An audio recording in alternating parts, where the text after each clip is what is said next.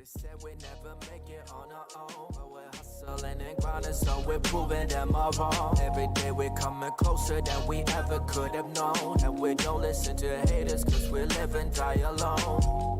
They never understand the struggle that we've done. We've been in a tunnel of our brain for way too long. We gon' make it out together on our own. There's no stopping the inevitable once it has so grown. Welcome back, fight fans, to another live stream with Fight Night Scores. We're bringing to you a classic boxing match from history, possibly the biggest robbery of all time. That is certainly what a lot of people and boxing experts suggest. We'll come on to that in a little while. First of all, like usual, I have my co-host Kaiser Colbert on the line. I'll introduce him in a minute. We're going to be recapping some of last week's events at the start of this stream, and later on we'll talk about next week's action. So, without further ado, Kaiser, you are there. How are you doing, my friend? I'm good. I'm happy to be here as always. I'm looking forward to this one because this one is so notorious that I think everyone has a strong opinion in it. So I can't wait to get into it. Yep. We'll do the reveal shortly before we actually get into the scoring after we do a recap. But yeah, it's something I'm looking forward to. I've only seen it at the time it happened. Yeah, we'll cover that a little bit later on. Let's just get straight into the intro, because I think this week we'll have a bit of a shorter live stream. I know the last stream we did, our intro went very long as we was ranting and raving about the disgraceful scorecards from several weeks back. So let's touch on last week. So the only thing that really stood out last weekend to me anyway, and what we'll cover now, is the Lee Wood Michael Conlan fight, which ended spectacularly. Conlan was pretty much coasting. He made a really great start. I was really surprised Lee Wood saw out more than 4 rounds maybe. I think he started to get his feet again in the 5th round and went on from there. And obviously we got the spectacular knockout right at the very end. Did you see the fight? What were your thoughts? Yeah, I did see it. It was, first of all, very good fight. Yep. I was impressed early on by Conlan. I kind of would echo your sentiments that that heavy knockdown at the end of the first, he was so shaky in that second round. I thought the stoppage was practically inevitable. Yeah, because I thought he's just not going to recover, and the next big shot puts him down. That's what I thought. But fair play to him. Still getting outboxed, through to kind of the 8th, 9th round, and then piles it on, starts to kind of cut down the lead, and then, yeah, as you kind of said, that fantastic, stoppage at the start of the 12th. Conlan's fatigued, but he just found that right hand. I would say I'm not a fan of 2 of the scorecards. One of them had it, 2 of them rather had it. Conlan only ahead by 1 point. I think that was far too generous. I think the 105, 102 was fair, and I think he could have had an extra point, like a 106, 101. I think that's how both of us had it as well. I think Conlan was definitely ahead by a couple of points, but nevertheless, Lee Wood took it out of the judges' hands. Yeah, I guess that was something that obviously it won't really matter anymore, but I did see a few comments on Twitter and stuff afterwards where it was like, oh, because obviously it didn't get that far, did those scorecards not get looked at or investigated? Because obviously they were not needed at the end. But yeah, it was probably a bit too close for the reality of that fight. I was really surprised that Wood managed to carry on after that really heavy knockdown. He looked shaky and wobbly for a while. Even a round or 2 later, he was still just getting clocked, and he looked like he was going to go at any time. But then, yeah, fair play to him, man. He double tough, and he just clawed his way back. Then he scraped it out, and then just out of nowhere, really, the end came. I noticed actually that Conlan was starting to breathe quite a bit. It possibly might have been like even as early as 8 or around 9, and I noticed he was blowing a bit. And I thought, he's usually a pretty well, he's got a good engine on him, and he always wins on points for the majority of his wins anyway. So it did strike me as a little bit unusual, but I didn't think it was going to really matter. He seemed to be in control of the fight. He should have been able to see it out, but then obviously, the one shot can change a fight, and so it proved. It looked like it was just sheer exhaustion, weren't it? And then obviously Lee Wood caught him on the temple, and his hands just went down. It was a scary few moments afterwards, when obviously the medics were seeing to Conlon outside the ring, and he went out upside down. I think his fall was broken, but it was pretty worrying for a while until they'd been mentioning that he was responding backstage, and then obviously he went off to hospital, and thankfully he's all okay. There's talk about him wanting to have a rematch. What do you think about that? I think Wood should really move on and get another bumper payday. I don't think he'll trouble the top guys in the division, and if they had a rematch, I would have thought that Conlon would win that time. What's your thoughts on that? Yeah, I think at the end of the day, the fight's happened. I know Conlon obviously must be a bit annoyed that obviously I think the knockdown was almost the worst thing that happened to him, because he emptied the tank, basically couldn't miss the guy with the left hand. Must have thought, eventually I'm going to put the guy down again, stop him.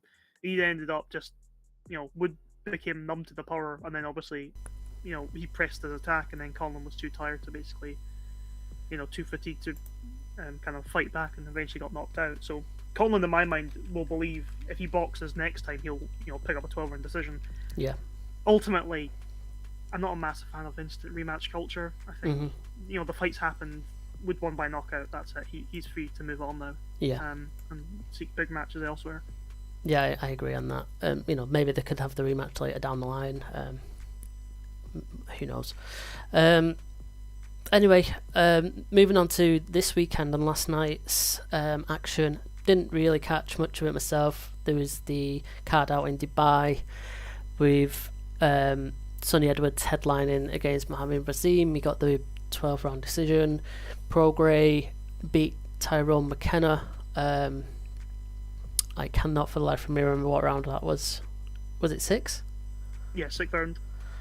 So he got the knockout in 6 rounds, and David Avanesian won as well, and I can't remember the result of that either, to be honest. How did he win? Was it a stoppage? Yeah. Yeah, he got the stoppage. I think all of that was as expected, and we'd briefly discussed on. Yeah. Touched on it last week. Anything to add on that? No. Yeah, it was basically all went as expected. Almost one-way traffic. Yeah. I guess the most interesting fact about all this is David Avanesian and Prograis, their next fights, I guess, next meaningful fights against the better guys in their divisions. Sonny Edwards, obviously, I think the big one for him is it Roman Gonzalez? Are they in the same weight class, or could be made? If he moves up, I think. Yeah, he's got to move up, hasn't he? Yeah, but there's talk if Julio Cesar Martinez will move back down for Edwards. After, to be fair, we won't know, because obviously that Gonzalez fight was a bit of a beating, so it'll be interesting to see if he's able to recap some of his former glory. Yeah, true. All right then. Well, that's a recap. Not the most interesting weekend of boxing, so we will move swiftly on, and we'll discuss the upcoming bouts in the next couple of weeks later on.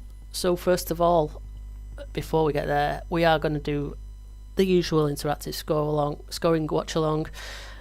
This time we've not revealed ahead of time our fight like we usually do, and we will do again in future. We thought this was a good one to pick. Kaiser rightly suggested that this was seen as obviously one of the biggest robberies in boxing history, so I thought, well, maybe let's put it out there on social media and say we're going to be watching the biggest robbery in boxing history, and see if the suspense might entice people. Do you want to reveal what the fight is? We had the anniversary, I think it was last weekend was the anniversary. Give us the fight, Kaiser. We're going to be doing Lennox Lewis versus Evander Holyfield, their first fight for the undisputed heavyweight championship. And I'll be putting the link in chat for the scorecard if you want to come and join us. But this one, I mean, we still talk about it to this day. It's one of those controversial decisions. A lot of people felt that Lewis had dominated, and the final score was a draw. So I'm looking forward to this one because this one's going to be very, very interesting. Yeah, I'm looking forward to this. Like I said at the top, I would have watched this. I wasn't very big into boxing at the time. I was a young teenager back in 1999. Excuse me. I was aware of Lennox Lewis being the representative of British boxing, I guess, and the heavyweight champion of the world. And Holyfield had previously beaten Mike Tyson with the whole ear-biting incidents and stuff. So yeah, I remember it being a big deal at the time. I wouldn't have watched this live, but I would have watched it after the fact, and I wouldn't have watched it ever since then. So I'm really interested to watch it. And do you want to give us a little bit of a brief backstory for both fighters, just while I get us set up? Yeah, I can certainly try. Please. So at the time, obviously Evander Holyfield was seen as a little bit past his best. It happened in 1999. I think people consider prime Holyfield, at least at heavyweight, in that kind of 91, 92, 93 era. The first fight with Riddick Bowe, the win over kind of George Foreman. So obviously this is a few years past that. As you discussed, he had that second fight with Mike Tyson, the ear bite, which resulted in disqualification. Problems with his heart causing premature retirements. Obviously, ever since there's been allegations of performance enhancing drugs. So a kind of strange, jittery career. Kind of redeeming himself from the Bowe stoppage, obviously on a winning streak. And then obviously Lennox Lewis kind of coming back from that, the Oliver McCall fight, and then on another big winning streak himself. Obviously likes of Shannon Briggs, Ray Mercer, Tommy Morrison, obviously clearing out a lot of the top 10s in the division. And I think it was 2 years before when he had the fight with Andrew Gallotta, obviously famous for the Riddick Bowe low blows, but a kind of tough fighter. And Lennox Lewis was having none of it, just a first round stoppage. So both Lennox on much better form, but Evander Holyfield back to winning ways. And then here it is. Who's number one? Yeah, great. So like I said earlier, it was with 1999 this fight, wasn't it? Yeah, 1999. So we've just passed the 23rd anniversary for this fight, which is incredible to me. And I can't also believe that only a handful of years later Lewis retired, and that doesn't even seem that long ago. In my mind, it shows that just time absolutely flies and goes nowhere. So I've got the fight set up. I should be sharing it with you on our call. I'm sharing it on the stream. Before I do, in fact, let's just explain to people how to join us if you are joining us now live or after the fact and you're watching this in the future. So if you head over to fight-score.com, you need to register to be able to join our group for this stream and for all of the streams in future.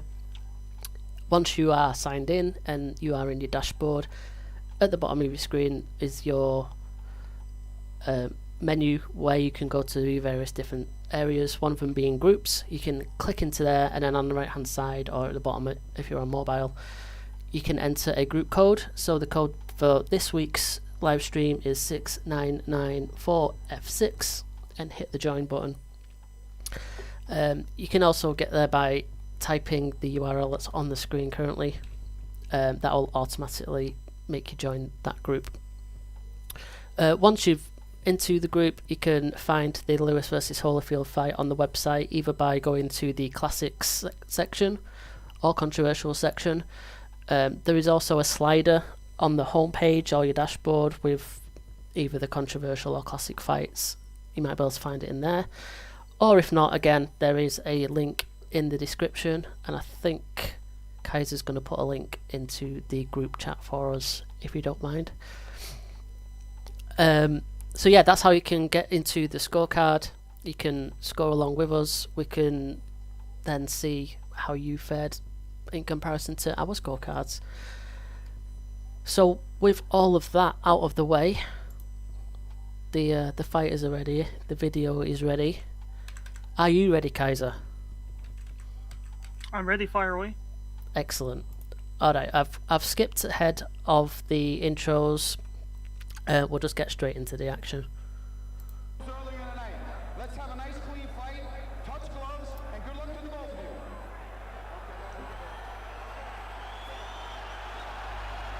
Sounds like a very good atmosphere. Praise the Lord. Pass the ammunition. Only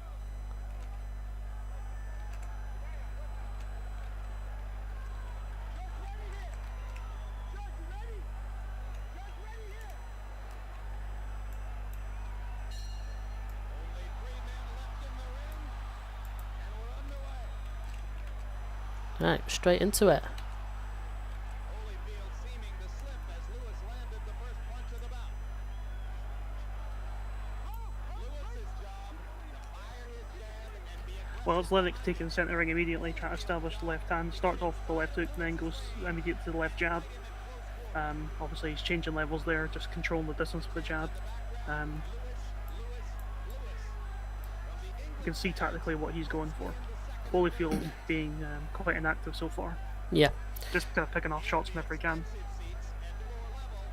Yeah, it's quite a size difference in there. So Lennox was one of the biggest heavyweights back then. I guess he was before the super heavyweights, but he kind of led the way for that, didn't he? And obviously Holyfield come up from cruiserweight, so naturally a smaller man. Yeah.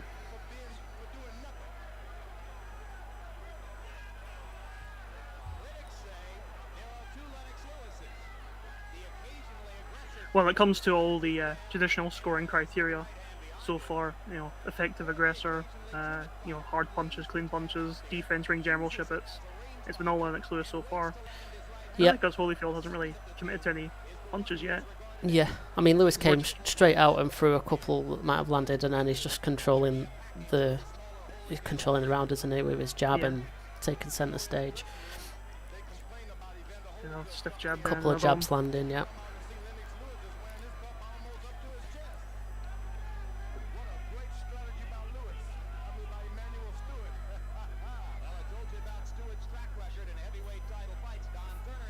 For all those times, obviously, when it comes to our scorecards, where it feels like a strong control of the action so far, but obviously Lewis hasn't really landed too many big shots. He hasn't hurt Holyfield, but it's more those higher range ones for me, kind of coming into that 70-30 territory, because Holyfield's just been so inactive and it landed by 20 or so solid blows. Good shots there, yeah. Nice 2-1, yeah. Head snap Amazing. back there. This has been a really good round for Lewis so far.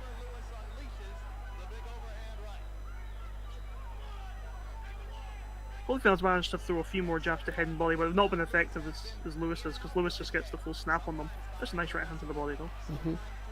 A better last minute for Holyfield, but there's a good left hook as well. Yeah, he really tried to steal that one. Yeah, I think that's probably the best shot of the fight, of the round, sorry. But yeah. This last minute is probably won it on a few of the judges' scorecards. He's been throwing more, and he added a good left hook as well. That probably what stole it. Tell you what, that must have had some strength in him to lift up the guy like Lewis. Yeah, that was an awkward. Ref's not happy. Okay, interesting. So. Well, I think Lewis outboxed him in the first 2 minutes. I think Holyfield probably won the last minute with the good left hook. The good left hook, yeah. I don't think it was enough for me. I picked an interesting territory because necessarily he didn't control the whole 3 minutes. I think I'm going to go 60-40 and put cleaner, more effective shots, because I think he was more effective with the jab for the majority of the round. I think 60-40 is fair. I'm going to add a few extra notes in the description just for when we're recapping. Yeah.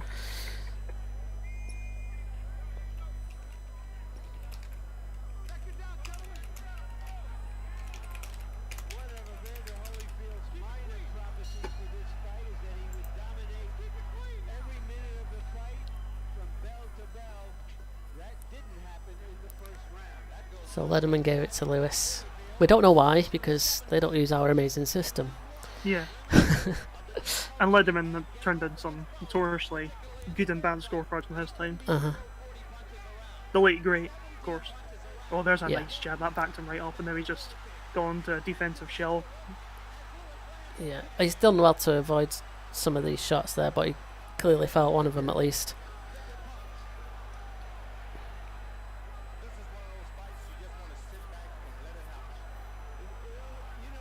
So, yep, a clear first minute for Lewis at this stage.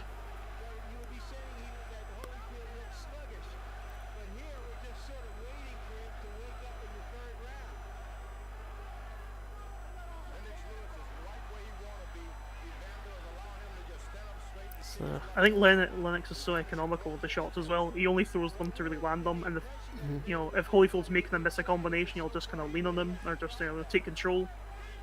He doesn't really want to get himself tired. Kind of the Stewart style, the straight punches, accurate, hard, you know, powerful, effective, and then just kind of end the exchange. Just kind of like full tactical control. He's really picked him off this round as well. Like, Holyfield has definitely kind of went into the shell ever since that big attack from the first minute. yeah. Well, the suspicion is that it was Holyfield who wanted the smaller ring so that he could fight Lewis at closer quarters. But he hasn't been in there so far. Well, it's almost a good shot. You gotta shake this young man up. You gotta do something to make his nerves unravel. Lewis, who seemed very composed when we met with him yesterday, has not looked nervous in the first. I think it's another round of the game where it comes to the first 2 minutes of scoring criteria. It's been a clear one for Lewis, and it's in Yeah. that 70-30 control the action territory again. A couple of good shots got in there as well. Like I say, he's controlling the action. He's landing the better shots. So there's a couple. Oh, that's a good light. Yeah, it's dangerous territory for Holyfield as well, because obviously, you know, he's got a good chin. He obviously is you know, he ducks, you know, kind of below the waist to try and avoid the right hand, but you know, and a lot of times, you know, if that right hand hits you in the back of the head when you're ducking down, that'll be, you know, it's one of the worst things you can actually get hit with. It Yeah. can just totally debilitate you, but risky.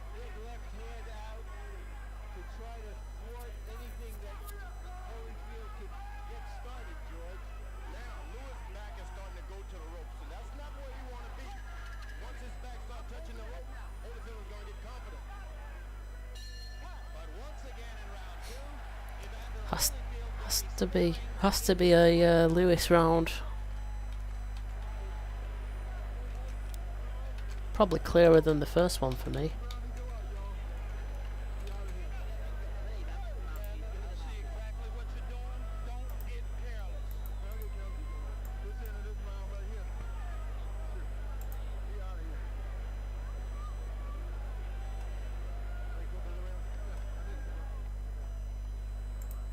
Early in the round, Lewis went after Holyfield, pinned him on the ropes, didn't hit him with anything big,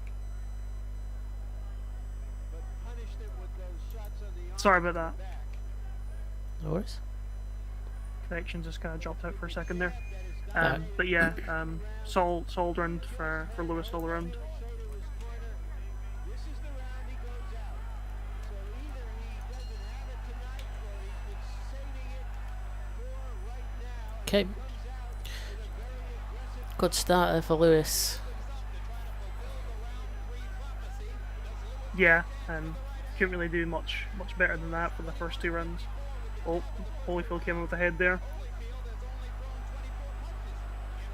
Referee didn't see it. They often don't.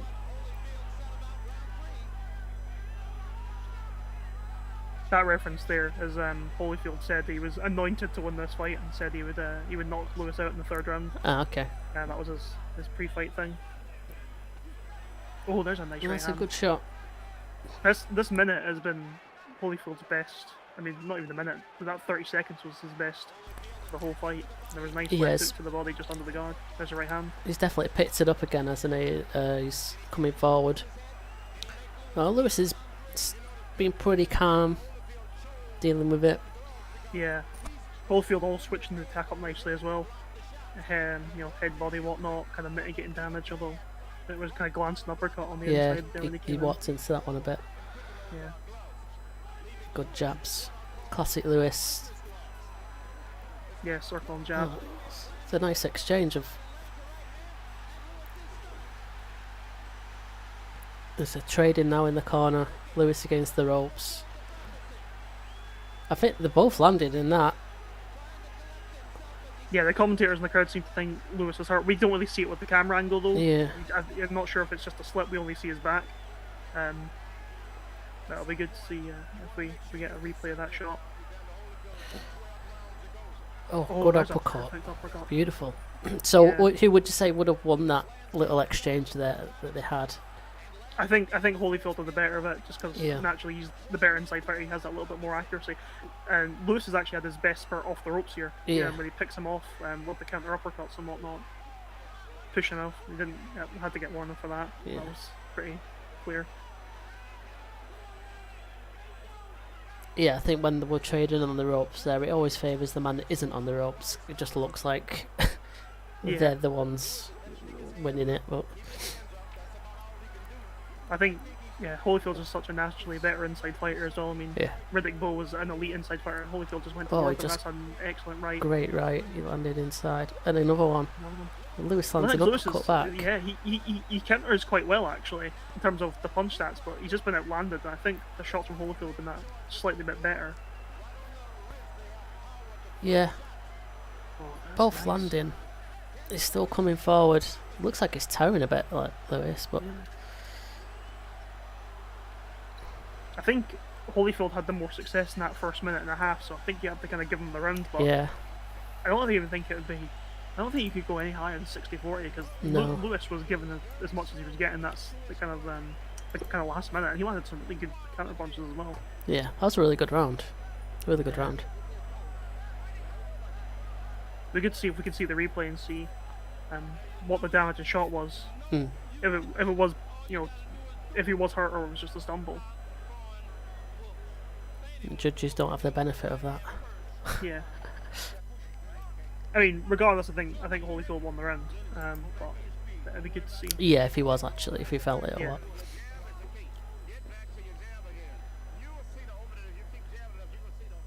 Okay, here we go. That's a shot behind the head. Uppercut. Uppercut. He nearly lands an elbow. Yeah. Okay, this must be it. Yeah. Oh, it was a good shot, but he couldn't tell whether he was staggered or not. Yeah. Anyway, round 4. Let's just... Not been the hardest of fights to score so far. Not really had a. I wouldn't say there was a real close one. There were some starting there with 3-4 good left hands from Lewis. Much better start. Yeah. And he just tucks one to the body there. Just a glance at the shot. Just give him something to look at.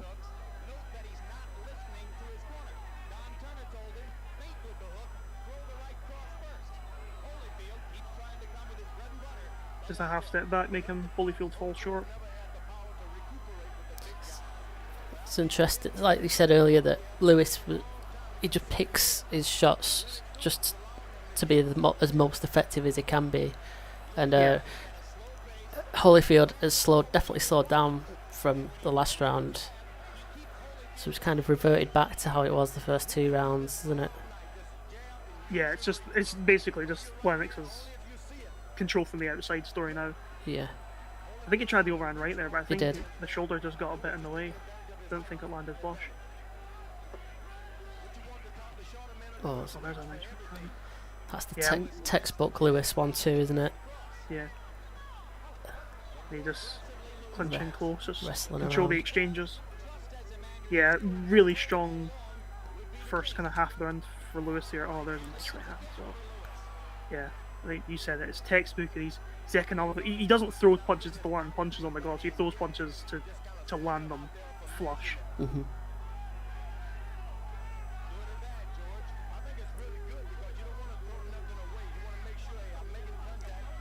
Yeah, in terms of scoring, it's not been too hard for the first 2 minutes. It's been all Lewis, another control the action. Yeah, controlled it, hasn't he?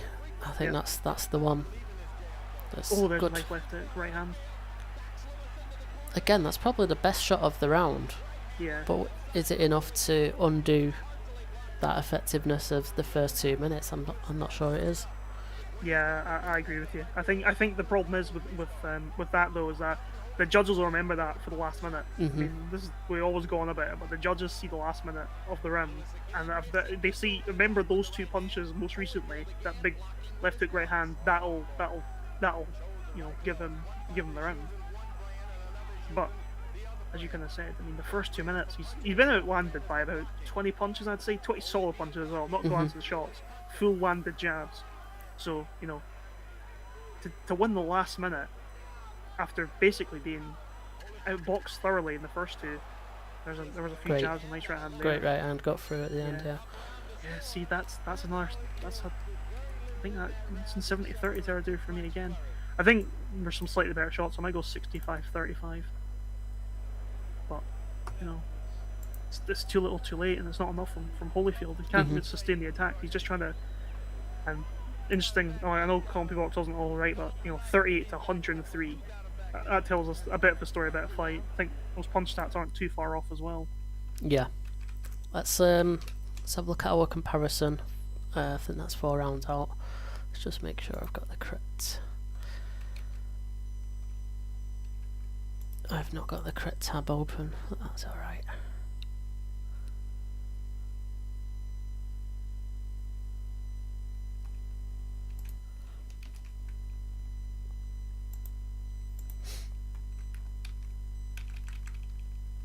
Just give it a second.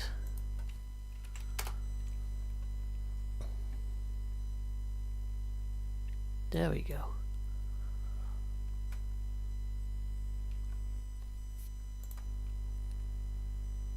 Alright. So,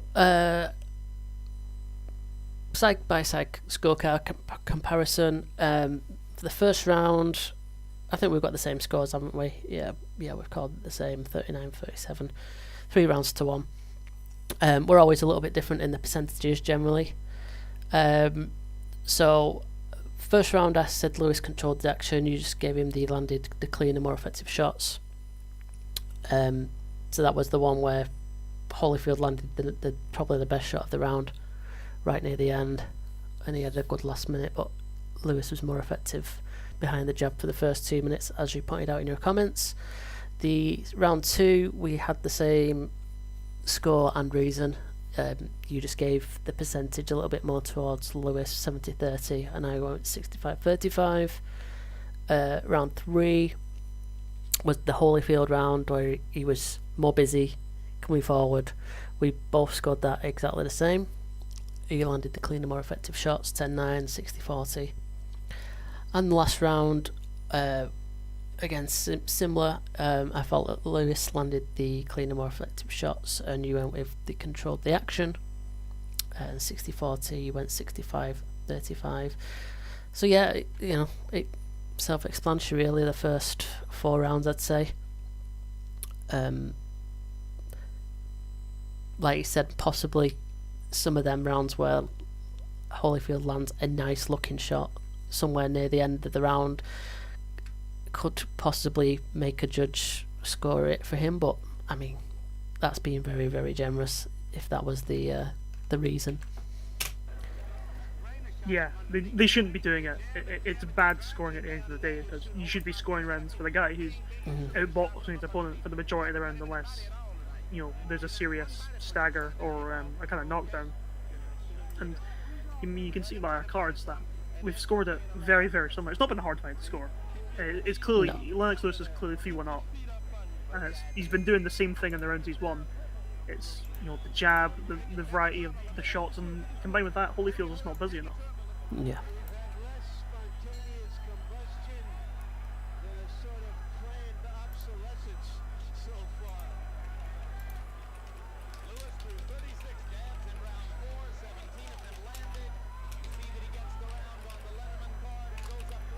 Trading the jabs here.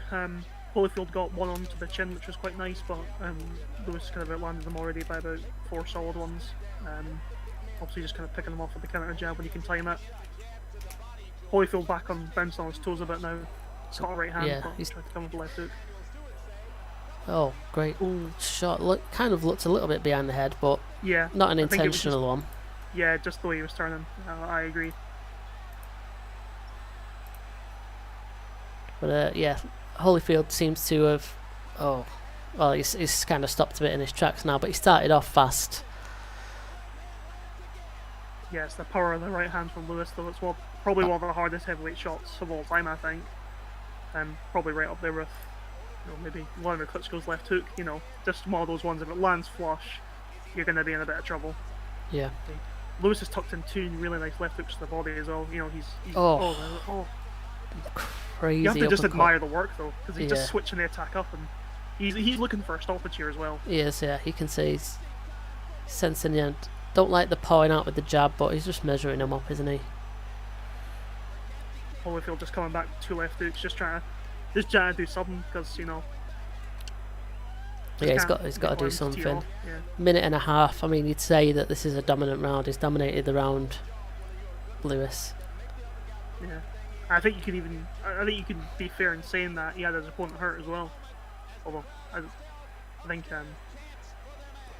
as you kind of said, the dominated the round's probably the better reason for the first 2 minutes. Yeah. Because that's what he's done. It's just, there's a nice right hand to lead as well. I think Lennox as well, just as an outside fighter, he just utilises the clinch as well. He just ends the exchange on the inside. He doesn't need it. I'll just control it with my jab and right hand again. Mm-hmm.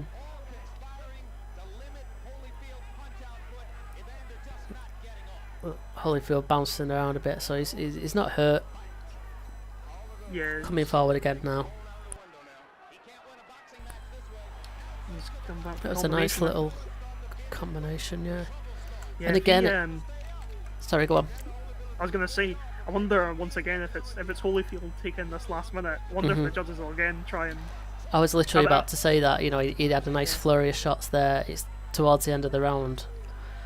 I mean, surely any right-minded judge can't totally forget about that first minute and a half where Lewis was just absolutely dominant. Well, speaking of that, one of the judge who had it for Holyfield did give him the round. Brilliant. How? I've just got the scorecard. You've got it up on now, right yeah. now. Great. Can reference that throughout then.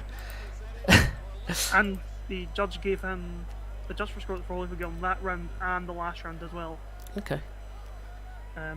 But all of them gave Lewis the first 2 and Holyfield 3. Yeah, there's the replay.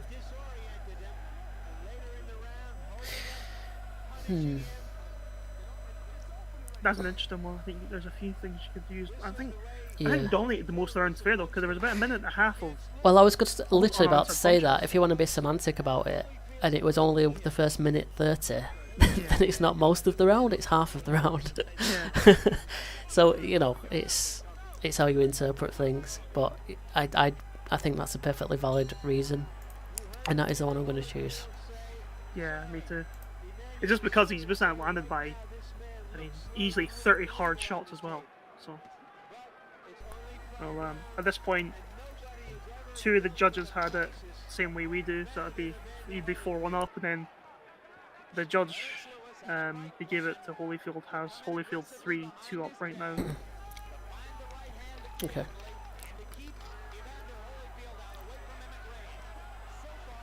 Oh, there's a good left hook. Oh, and I think I stunned him. I think the leg think dipped so. for a second there. I mean, he seemed to, for some reason, just drop his hands as if he was about to say, "Come on," and then Yeah, I think it might have been a taunt gone wrong. yeah, I think it looked he like it. misunderestimated the range. By the way, Holyfield, that leaping left hook, he closed that range so quickly though. Yeah, that was so rapid. I don't know whether it was he'd spotted that Lewis was about to do that and he threw, Yeah. or it was just a coincidence of timing. Yeah, I think Lewis was momentarily stunned there. I think Yeah. the legs just dipped for a second. He but definitely he actually looked recovered like quite it. well. I mean, just that little brief exchange is winning in the round for me. Holyfield. Yeah, It made him look a bit daft, if anything. yeah. The big stiff idiot. Mm-hmm.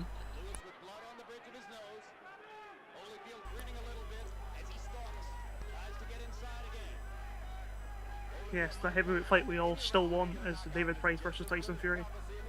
Still waiting. Pricey deserves a shot, you know.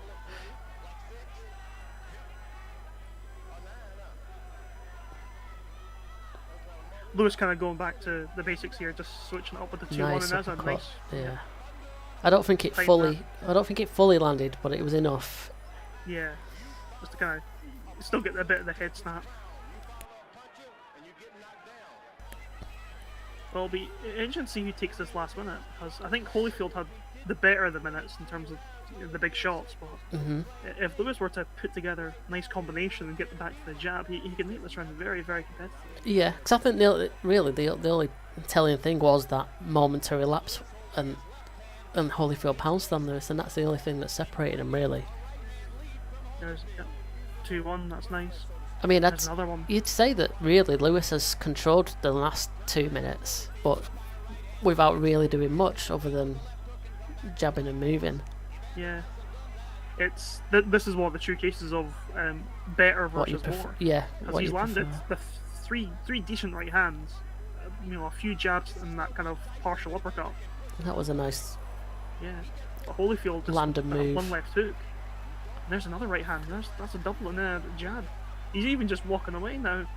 Did he think that was the end of the round, or I don't know. I think he was just getting his breather. It's interesting. That is a very interesting round. That is a tough one. To be fair, that is a. I'm gonna be honest. I think Lewis, because I mean outside of I think he won about 2 minutes 20 seconds of that round. That's interesting. Yeah, I'm gonna go Lewis. I'm just gonna say more active though. But I'm gonna go close. I'm gonna go 55-45.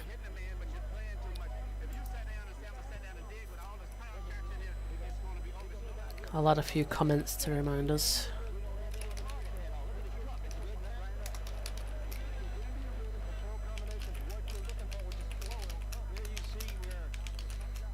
Round 6. This is the Stanley one. Christodoulou gave it to. Sorry, carry on. Interrupted you there. Round 6 was given by Stanley Christodoulou to Lennox, and the judge who actually had Holyfield winning gave that round to Lennox. To Lewis. That's interesting. See that when it comes to something like that, I'm not even sure you can argue that's corruption. No. 'Cause, I mean, what? That's probably just bad judging. And then Larry O'Connell gave it to Holyfield.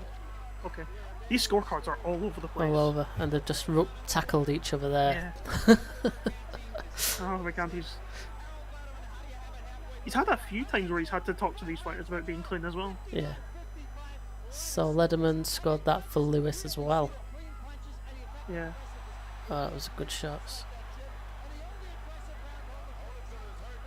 Lewis just seemed to kind of step back and admire his work there when he should be following up. Yeah, he's just. There's a few times where he's taunted in this fight, like the last one. Those are not scoring shots. He's No. not meaning to do it. He's just. It's almost like the tapping on the guard. That's something that he did that. Terrence Crawford did in one of his fights.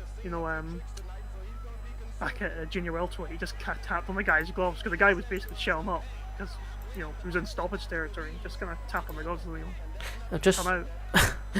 okay for the last since we did the comparison, I forgot to flip the stream back to the fight video.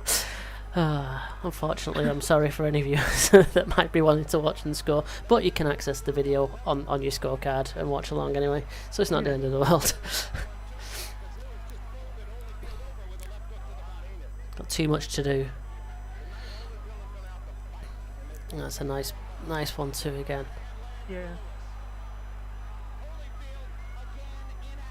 It's an interesting fight in the sense that, Oh, he landed a couple nice ones there, and again.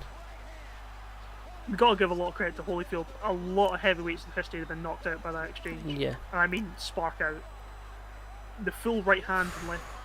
Oh, that is nasty. Though he's still coming forward, but he just cannot get out of the way. I mean, it's unfortunately sad, but the way that Holyfield is these days with his his slurred speech, and he fought. We know he fought for many years, too many. But he was always tough, wasn't he? He was notorious for being being able to take a shot. You think about how many fights he's taking big shots in, though. I mean, even back cruiserweight, that, you know, like this fight with Kawi. Oh, the ref nearly got taken out there. Jeez. Yeah, That was a great avoidance. yeah. It's funny how even the reflexes referees declined because he slipped that punch there, but did he not get hit with the shot by Badu Jack once and got knocked down? Was that the same ref? Yeah, Oh wow. I think it was the James DeGale fight, wasn't it? Yeah, that. Yeah, Yeah. I'm sure that was Arthur Canty as well. See, 20 years, you know, it pulls with the reflexes of that. Crazy. You know, can't slip one to you. Well, that to me seemed like a pretty dominant round for Lewis. In fact, I could argue he dominated most of the round because he really put it on Holyfield there. I was a bit sad to watch, really, Yeah. because you kind of mentioned like he's in so many. I mean, I think the fight with Kawi, that was in like the late 80s as well. That was in a career full of great fights. That was probably his most brutal, most entertaining fight, I think you would say. It was Yeah. just a 15-round absolute war. Wow. And then you got the fight with Riddick Bowe, and then the second one, and the third one. It's just crazy. Just an absolute iron chin, if ever there was.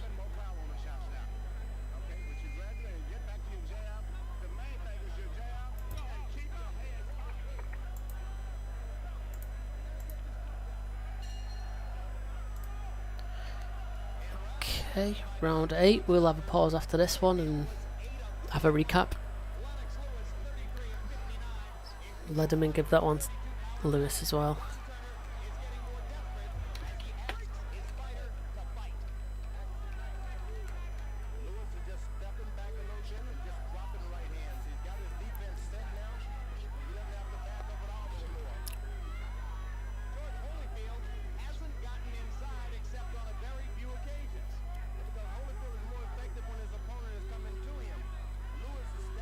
Okay, so a bit of a cagey start for round 8.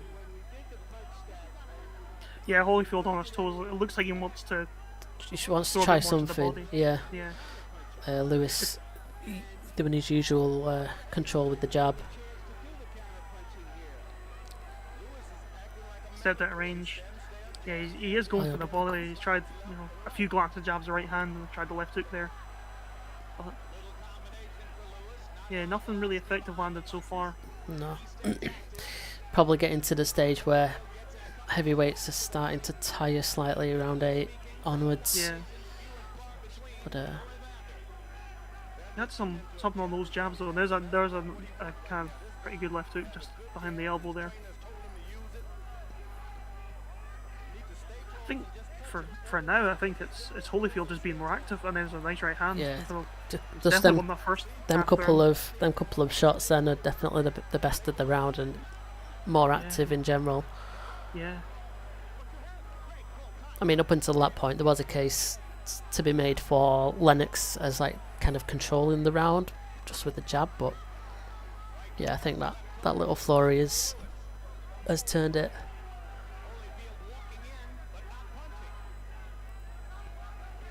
And let's getting back to the jab.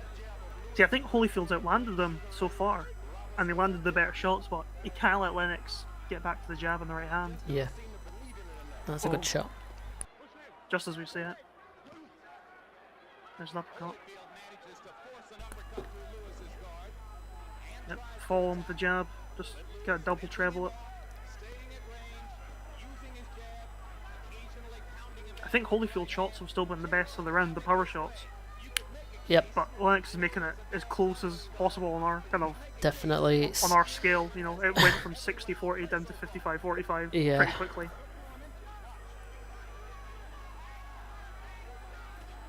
Oh, That's that's a a right great shot. Another one. See that for me, that's what it puts it down to that almost that 50-50 territory. Or, you know, you could have it 55-45 maybe either way. Yeah, it's razor close, isn't it? Yeah. I mean, to be fair, maybe Lewis did control most of that round. I think he won it. I think he did.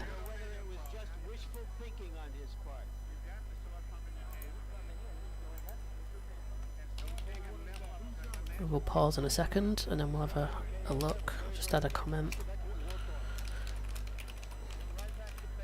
This is the most effective jab we have seen Lennox throw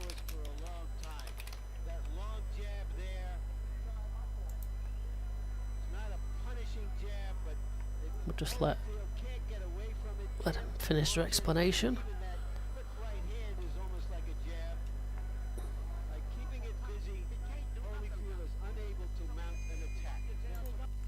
Okay, let's pause and let's have a look at our comparison.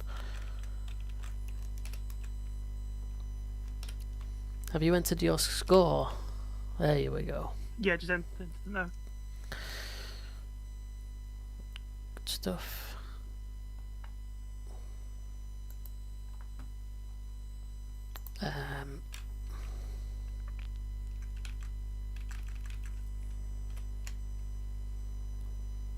Okay, so round 5 we entered the exact same. That was the dominant Lewis round when, yeah, he dominated that one. 70-30, 10-9, dominated most of the round. Round 6, this is where we differed, and it was the close round where there was a case to be made for either. You went with Lewis. That was the one that Lederman went with Lewis as well, and he said the judge that scored for the fight for Holyfield also went with Lewis in this one, but I actually went the other way, and I did go with Holyfield for that significant punch combination where Lennox dropped his guard briefly, and I just thought, you know what, I'm going to try and give Holyfield as much as I can possibly to see how far we can, how close we can give him the fight basically. So yeah, we differed on that round. Round 7 we gave it to Lewis. Different percentages, different reasons. You suggested he dominated the round 80-20. I went with landed the more effective shots, but it was definitely a dominant round for Lewis. And that last round was razor close. We both gave it to Lewis. Both got the same reason. You went a 50-50 round, and I went 55-45. All perfectly fine. So after 9 rounds, I've got it 6-2 to Lewis. You've got it 7-1. Percentages as creeping up. I've got 58.75 average for Lewis. Yours is higher than that, 61.25. So really, that it's not close so far. It isn't a close fight. It's easy to score in my book, or easy-ish. So let's get back to it.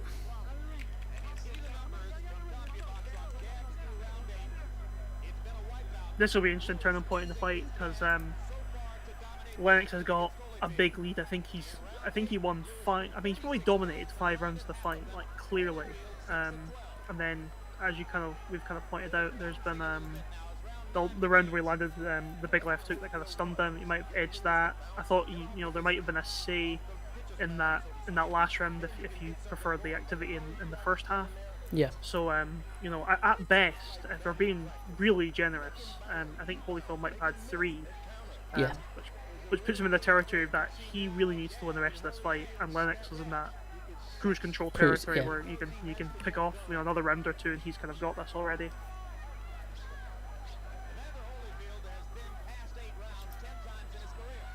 So he's getting picked off with straight shots again here. Yeah, he's trying to make something happen, but he's just, like you say, he's been picked off, isn't he? I don't want taking phrases from Max Kellerman too much. I think he uses them incorrectly, but the way Lewis has boxed on the outside has actually been the story of the fight. Because he's just picked him off the jab and the right hand for just the majority of the minutes that have passed so far. Yeah, and he pretty much made a career of that, didn't he? Like I said before, he was like the first of the bigger heavyweights that I remember anyway. I'm pretty sure he was. He was always controlling with the jab and then that right cross.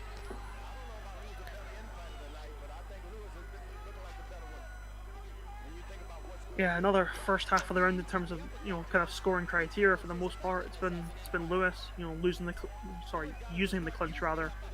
Ring generalship, effective aggression, and effective punches. It's been his fight. It's been his round.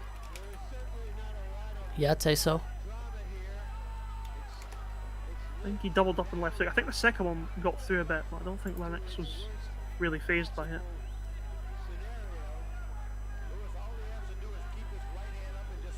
Oh, it was a nice shot Yeah. right in there. He just timed it so well. and then Yeah. Double treble jab as he moves. Oh, missed with that left hook. Yeah, this has been a really good box run for Lennox Lewis. And it's one where, like, Holyfield's actually, he's active, he's trying to come forward and make something of it. Whereas the other rounds where Lewis is clearly winning it, usually, Holyfield has not been as active and trying stuff. Yeah, that's a good point. He's made it as almost as dominant as the others, and Holyfield's actually been trying. He has been throwing punches as well. That's Yeah. quite interesting. Yeah, honestly, I think I'd go again for another 70-30. I think he was outlanded in the box kind of so thoroughly. I think, yeah, Lewis just really in control.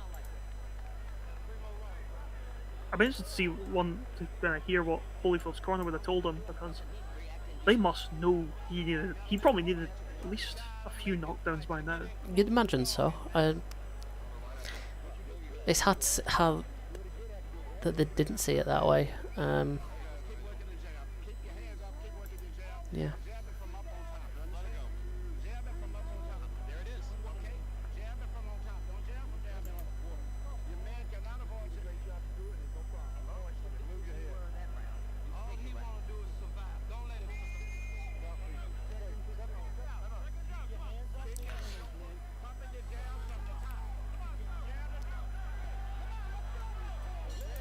All right. Round 10. Championship rounds, territory. Championship rounds indeed. Let's see.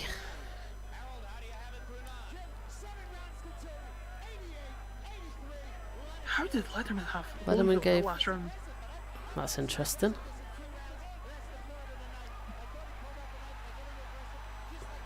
Well, he started off this round well. Apparently, all three judges gave Holyfield round 9 as well. There must be something they were seeing ringside that they couldn't see on the telecast, because that was not too close around. Yeah, unless, like I said, Holyfield was coming forward, but what we saw was Lewis just picking him off and Maybe they boxing thought clever. the punches were getting blocked, but obviously on the telecast we can see obviously the punches get through. Yeah, Okay, I'm sorry, I'm struck by that's that one. perplexing. really That weird. one, yeah. All four judges as well. Yeah, This is a Holyfield round so far. yeah, a really strong minute. I think that's been his best in quite a while. Definitely.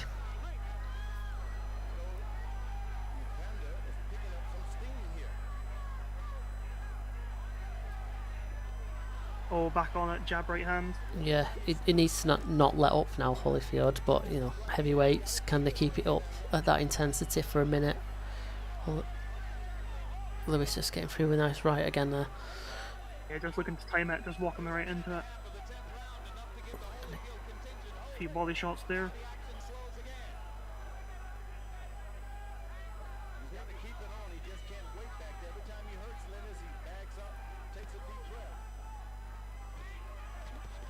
Oh, that was a nice right, but Holyfield didn't flinch one bit. Carried on what he was doing.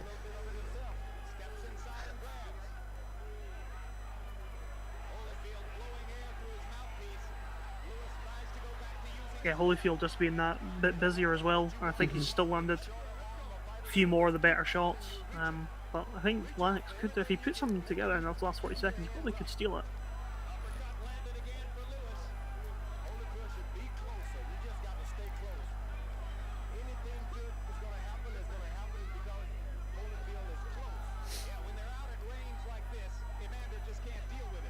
Yeah, well, as I said there on commentary, this is Yeah. Lennox territory in it, but I don't think he can do Martial anything now artist there. to win this round. I think, Yeah, he's been too inactive, hasn't he? yeah.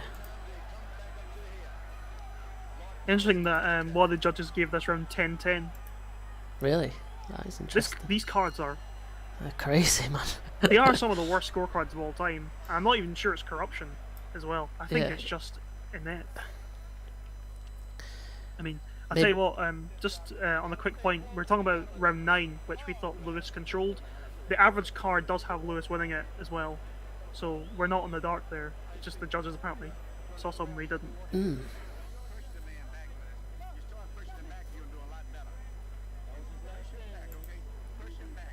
But yeah, Holyfield's best round in quite a while. I'd say so, but also I didn't actually make it that wide on the percentage because there were periods where Lewis was, controlling it with his jab. Yeah.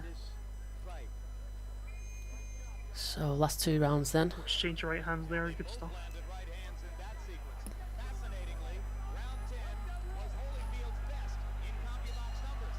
CompuBox confirms it.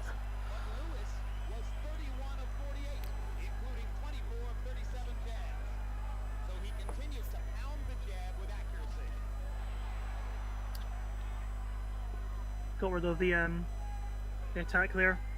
Holyfield's still bouncing on his feet. Yeah, well, both of them are. I noticed that as they came out. It's pretty impressive. Round 11, heavyweights. Maybe Lennox was just showing Holyfield that, yeah, I'm not tired, mate. Yeah. Holyfield needs to exchange now. I think George Foreman said this, is that he just cannot stay on the outside getting picked off with that jab because he doesn't have the speed anymore to, like, even if you block the jab or parry it, if Lennox throws that jab, even though you got your glove in the way, your glove's still going to hit you in the face. Yeah. And it's still going to have some power on it. So you just need to get inside and just tack the body, come up with uppercuts. Because if you stay at this range, you are just going to get absolutely killed. There, he gets inside there, getting the head in, just trying, but then it's nothing. No. Didn't try to break from the clinch. I mean, you can see he's trying, but he's not really trying well enough. And now, back to the jab for Lewis. Just controlling things. It's also a bit contemptuous from Lewis. He's standing basically in punching range. He's got that low left hand. Low left hand, yeah. He's also inviting like that overhand right, but it doesn't matter. He just knows, oh, I'm just going to take the half step back, land a counter jab, and that's it. I think Lewis will feel that he's got this fight pretty much won. Yeah. And Holyfield's obviously still in the attacks. Even he must feel that he's behind. The fighters know.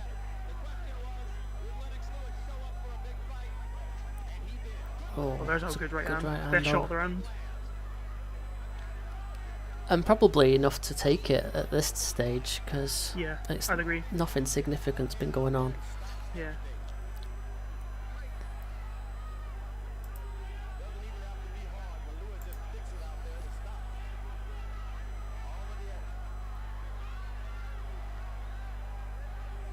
He's really maintaining that distance now, Lewis, and he's, Yeah. like I say, he's probably coasting stage. See the next round out and this 30 seconds, and you've won, mate.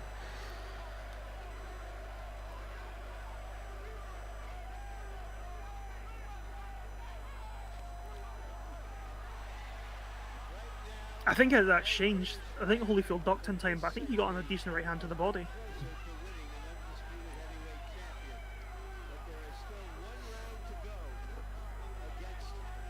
Lewis has landed about 10 kind of solid jabs in the round as well. This is a difficult one to score. Yeah, this is it's an interesting one. 2 of the judges gave it to Holyfield, and one of the judges had it 10-10. I was considering a 10-10. I think I'm just edging it to Holyfield for activity. Kind of tried to do a bit more. I mean, maybe Sure, there's that furious. could be that could have been unfair to Lewis because he was kind of calm and controlling, but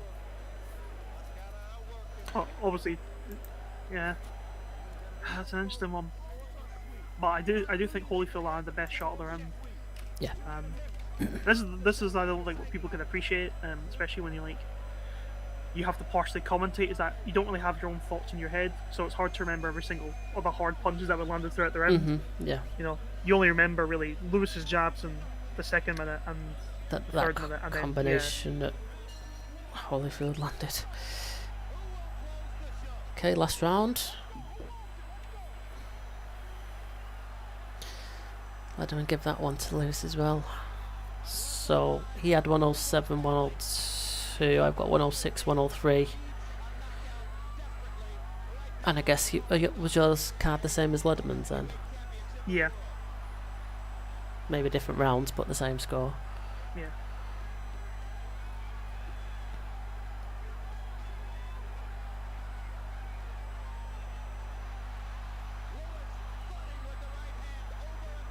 So you can see that Holyfield's come out like he needs to win. A knockout to win, sorry, I should say. Yeah. And Lewis obviously still kind of using the feet, still. Yeah, it's just picking him off. Like you say, he's coming in, jabbing away. So I think he's landed the better shots, Lewis.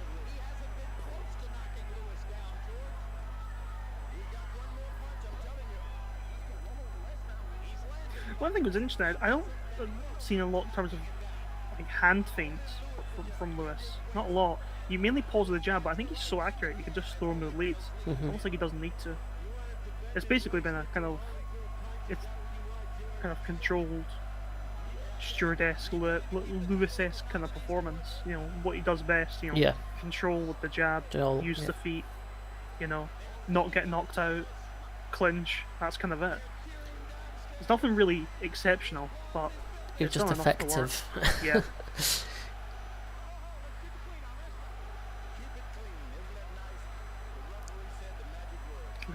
That last round passed by so quickly. I mean, it's already only 1 minute left. This must have been quite disappointing to watch live, because a lot of casual fans have been in for this, and Yeah, actually, it's not been a bad fight, really. it's been an alright fight. You know, there's been some decent punches. I think both guys were kind of stunned at one point, but there's, you know, Ref's telling us to get on with it. But yeah, I think for like a spectacle, the undisputed heavyweight title fight, it probably hasn't lived up to what it possibly could have done. I still think Lewis might have the advantage in this round as well, because I think he's For thrown me, one he's more won. effective shot. Yeah, I'm not sure if you agree, but you could almost argue he's in control of the action territory again, because whenever Lewis has got Holyfield's gotten close, he's held him, and then he just targets him from the outside with anything really, and then yeah. I mean, there's a nice right that's a hand, great shot. Yeah, I think his knees buckled there as well. I'm not sure if it's maybe just the forward momentum, you know. yeah, Lewis possibly. Yeah, but Celebrating Lewis at the end. I mean, yeah, he's got to have thought, yeah, I've got that, clearly. There's no way. There's no other way. Interesting you just said that about it potentially landed the cleaner, more effective shots. I think for that one, I'm going to go counter-punching. Because it was, you know, Holyfield coming forward, Lewis jabbing and then true. and countering him really effectively.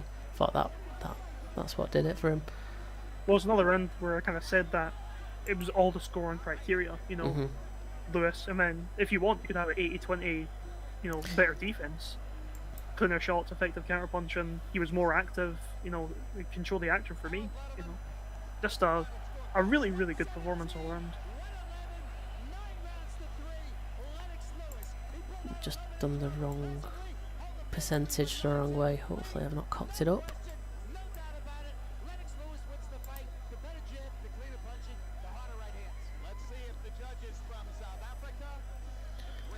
Alright, well, let's listen to the results, and then we'll do a comparison of our cards.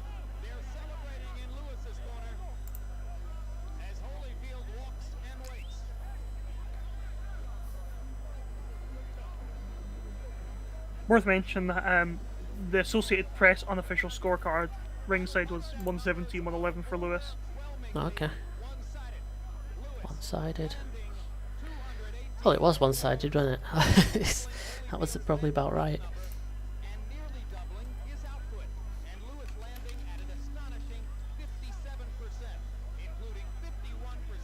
51% in an elite fight is very rare. It's probably Mayweather levels of accuracy. So a good performance, you could say. Yeah. Not bad.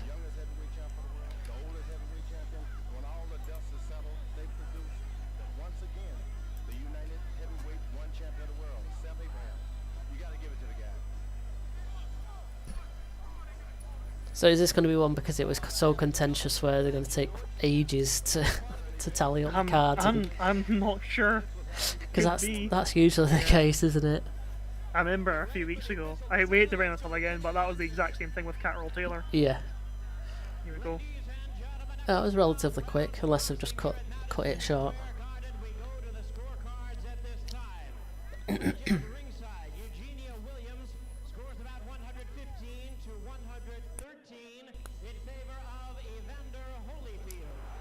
Listen to the boos. Listen That's to one the of the worst boos. scorecards of all time.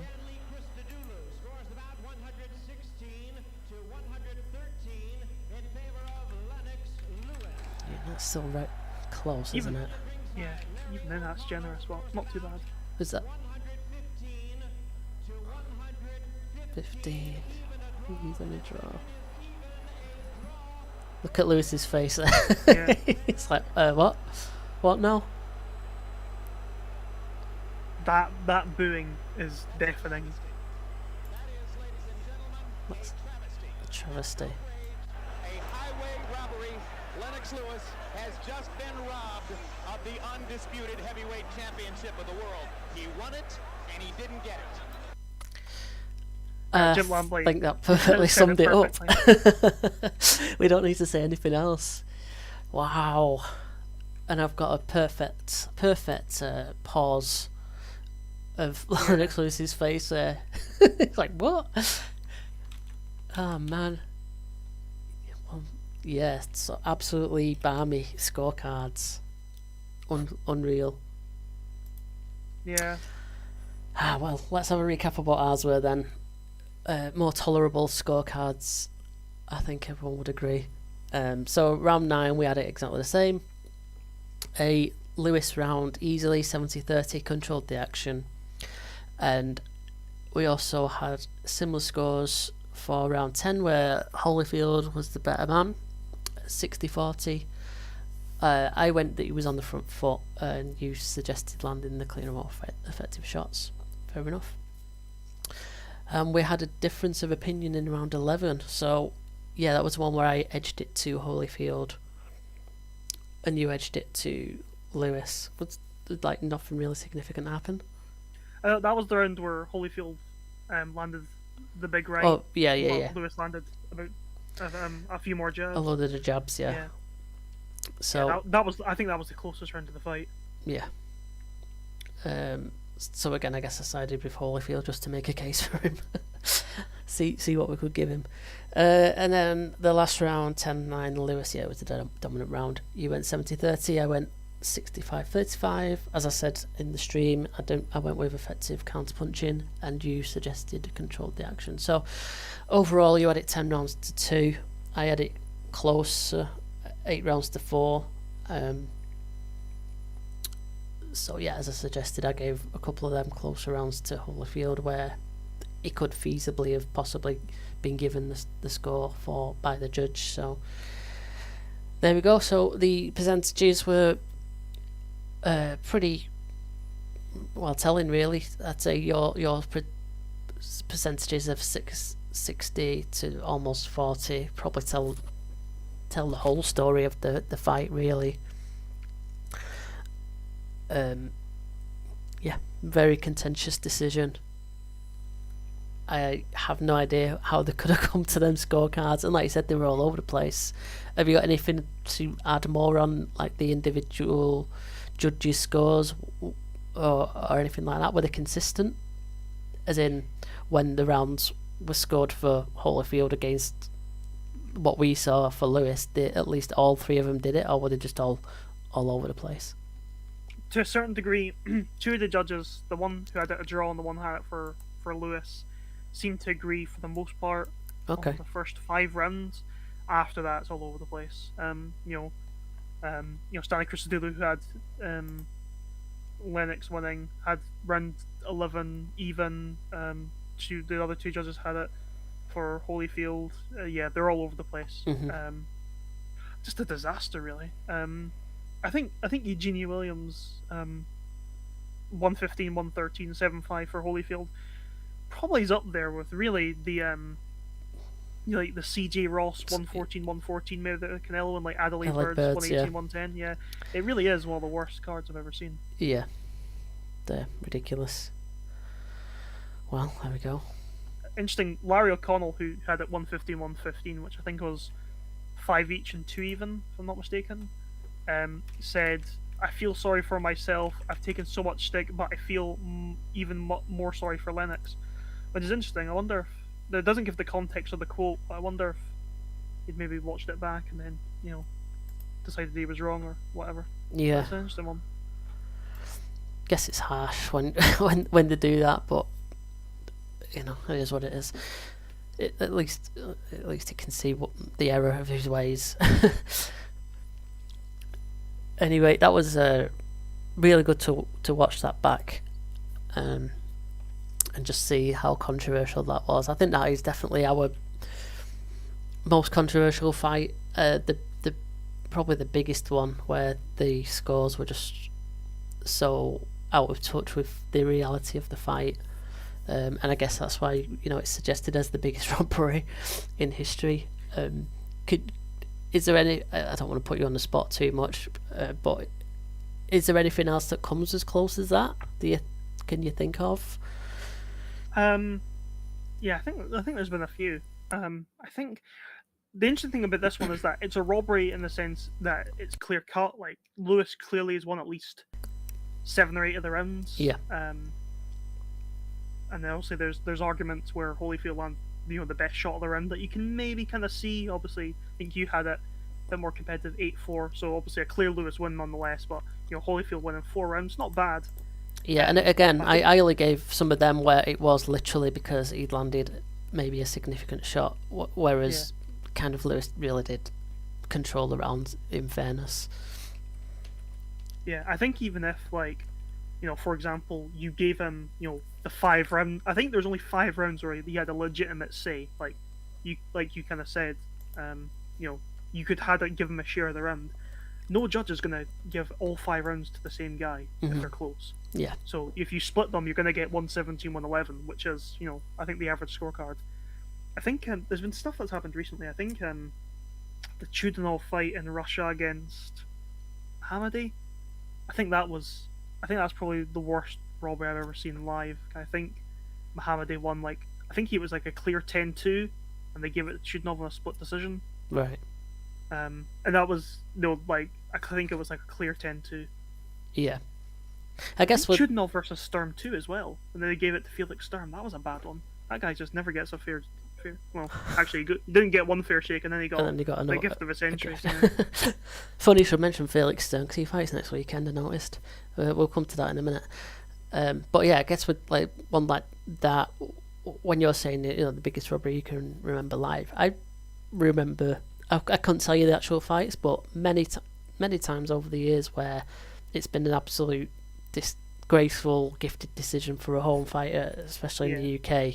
But because obviously it doesn't have that significance of being a heavyweight world title fight for the undisputed title, it kind of gets lost quickly enough. So maybe that's the reason why this could be considered the biggest robbery of all time, just for the sheer scale of the fight itself, the magnitude of it. Yeah, very true. I think it at least makes the top 15 of worst history. Probably top 10, but as you kind of said, it gets that because obviously it's such a big fight. But there's probably been scorecards out there, and if you were to judge it by how incorrect each round is scored, there's probably been a couple that were worse. Yeah, no doubt. Anyway, that was great stuff. Really interesting. It was really good actually to watch a Lennox Lewis fight again after so many years since his retirement.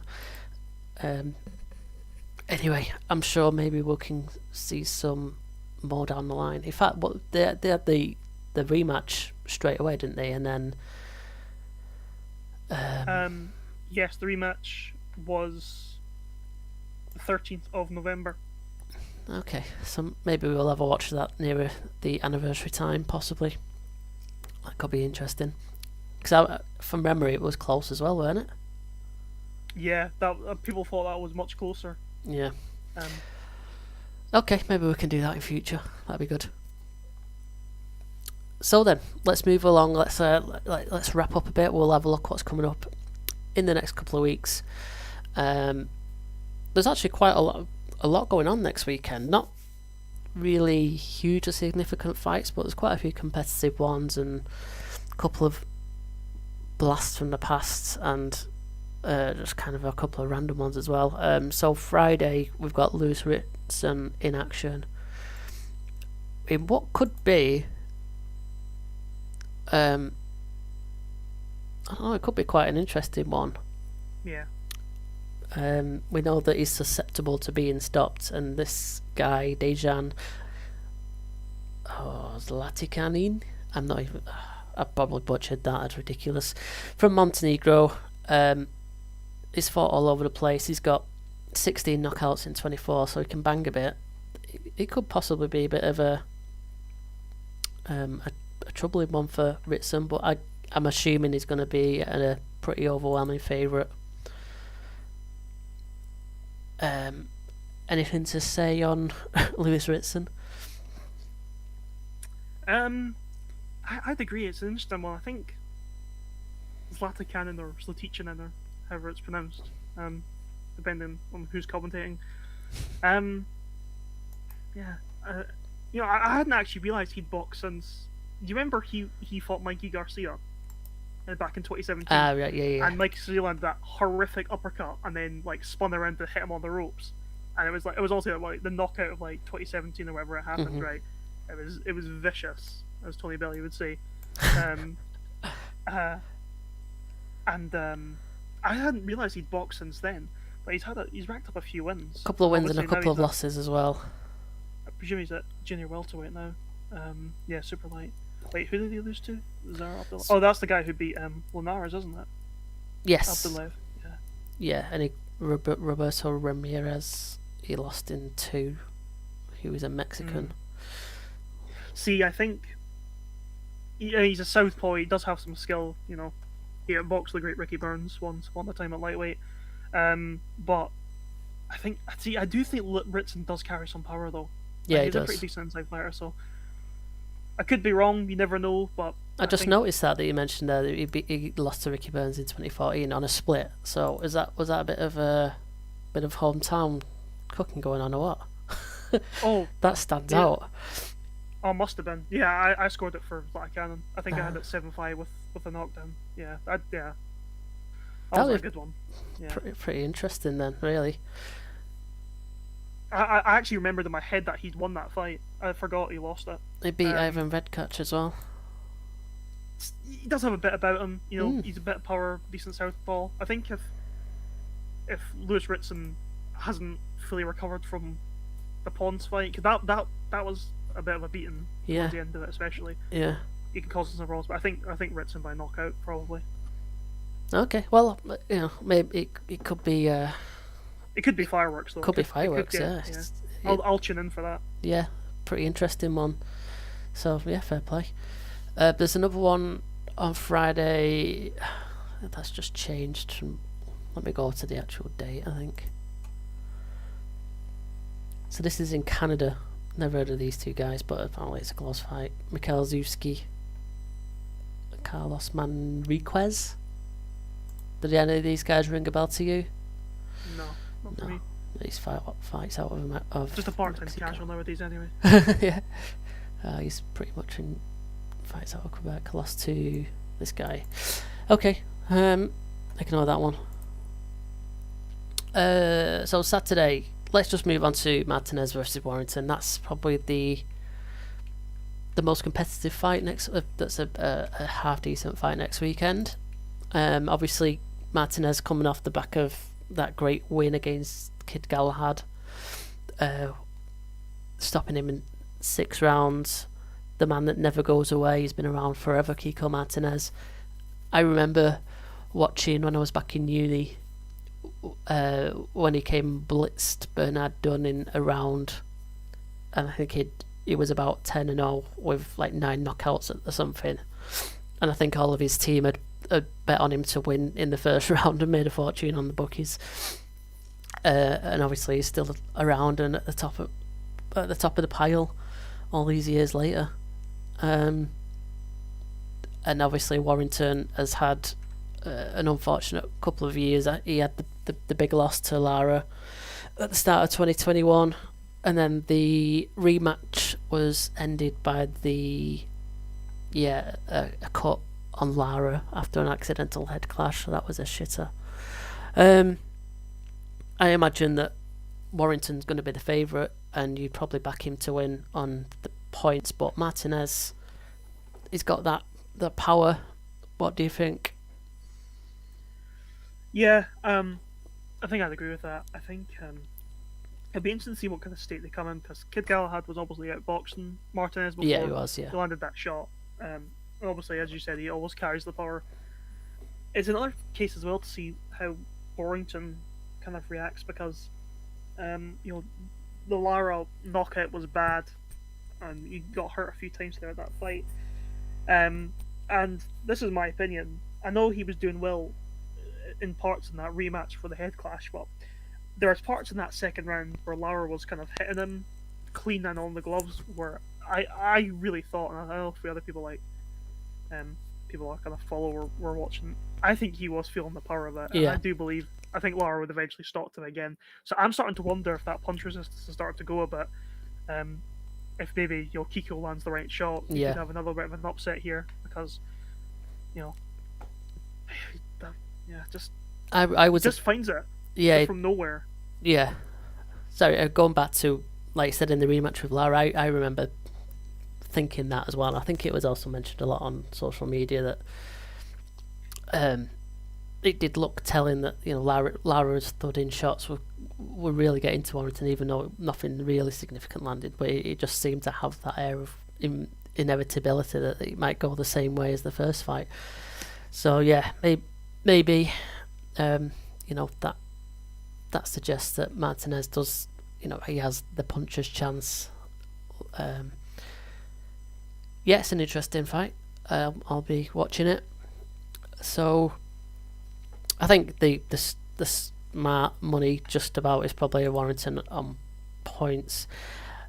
But I don't know. It seems to have been so long since he actually properly fought in that loss to Lara. I mean, before that, he was kind of not the most regular of fighters.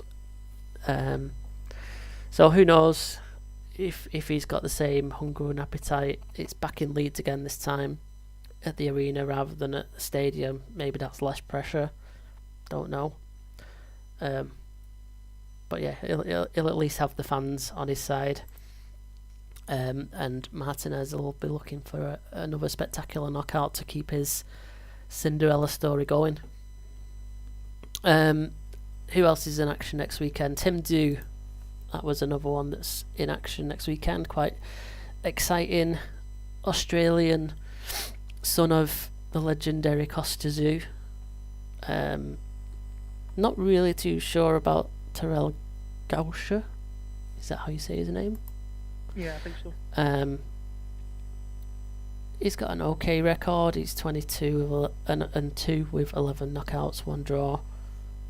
He's lost to Erickson Lubin and Erislander Lara, so 2 good boxers, and a draw against Austin Trout, who was capable a few years ago. So yeah, he's kind of that gatekeeper for that 154. So yeah, if Tim Tszyu can kind of put him away early or make it impressive, that kind of puts him right into that. Bit top of a 10. statement, yeah. Yeah. So that's what he's looking for, isn't he? Yeah. Yeah, he's definitely on quite a few people's kind of to watch lists now. Tim Tszyu, isn't he? He's pretty exciting. He's getting to that kind of age of peak. So it'll be interesting to see where he can go and how far he can go in that light middleweight division.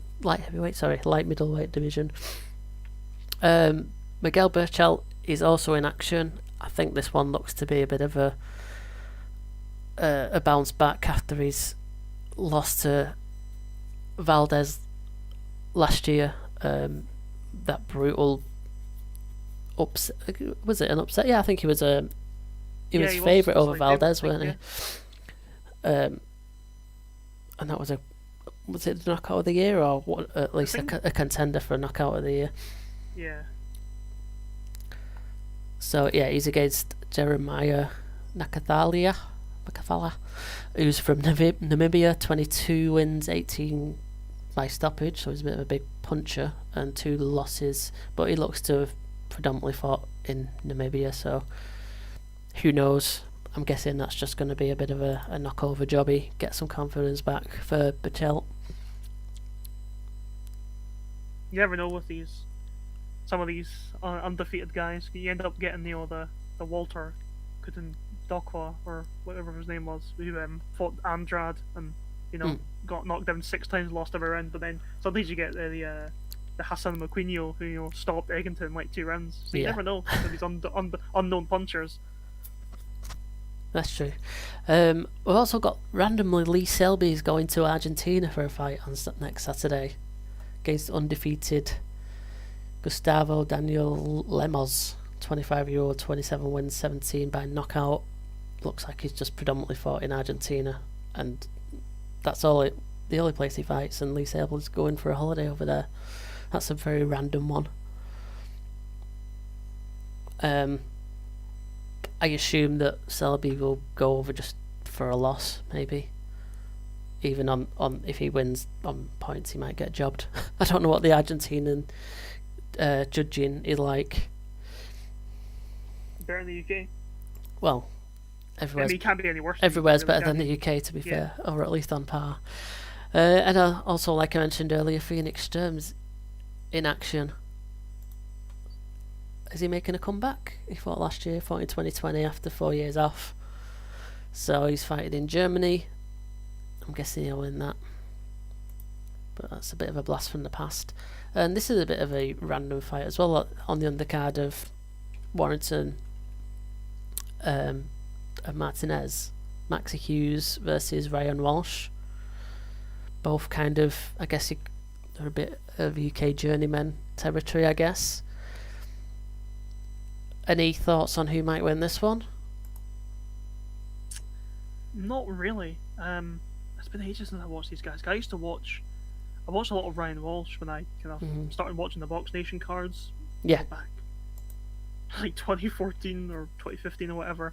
Yeah, they loved the Walsh brothers on there, didn't they? Yeah. I mean, I think Gervonta Davis came over to the UK to knock out Liam Walsh. Didn't he? Yeah, I did. God, that was years ago as well. I we talk about this, but time flies. And then 2013, Ryan Walsh lost to Lee Selby. Yeah, Maxie Hughes lost to Scott Cardle back in 2013. So these guys have been around for ages. Like I said, they've been around the domestic circuit quite a bit. Yeah, I'm not really sure. I honestly wouldn't even be able to guess what the odds are for the fight. But looking at it, probably pretty close because both guys are around for a while. Pretty even matchup. I mean, right, the Walsh boys they were always decent boxers, weren't they? Yeah. He's 35 years old, man. God, I remember when all of them were fresh-faced youngsters, like you say, on Box Nation. Maxie Hughes is a bit younger at 32 years old. He's had 5 losses, though. Ryan Walsh had 3 losses. Both had 2 draws. And but Max Hughes clearly doesn't have much power. 5 stoppages in 24 wins. I guess it's an even contest, if nothing else. So probably one for the scorecards next weekend. Max Hughes had a win off beat John O'Carroll 2 years ago. Paul Hyland Jr. Yeah, interesting. We'll see. I don't think there's much else to talk about. I think that's it. And then we'll obviously be streaming in a couple of weekends' time, hopefully. So we'll discuss more upcoming fights then. So I think that'll wrap us up for this episode. Really fun fight. Thank you again for joining me, Kaiser. It's always good to have you. If people want to follow Kaiser on Twitter, give him your handle, please. Yeah, it's at Kaiser_Koba. Make sure to follow Fight Night Scores as well, because we'll be streaming a lot more. And also, you always have great insights on Twitter. Great for a fight night. So. Yep. We'll be putting out more content, more videos on YouTube. We'll break up our streaming into segments and just put them up for more content throughout the week. And yeah, we'll be doing more and more streams as the year progresses. So yeah, everyone is welcome to join us and join in. So that'll be it for now. We'll see you all in a few weeks' time. Thank you again, Kaiser, and take care. Okay, stream